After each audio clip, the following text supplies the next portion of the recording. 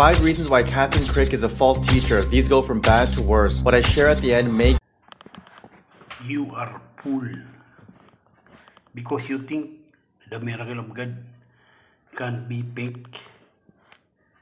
You are dead wrong.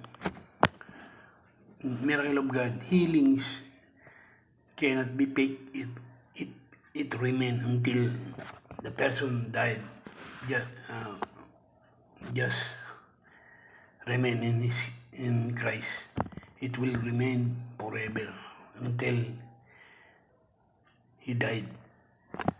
Just like me, just like my healing.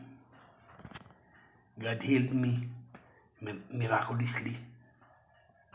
And it cannot be fake. And you cannot hide, or you cannot hire a paid actor. You are truly a deceiver and a liar.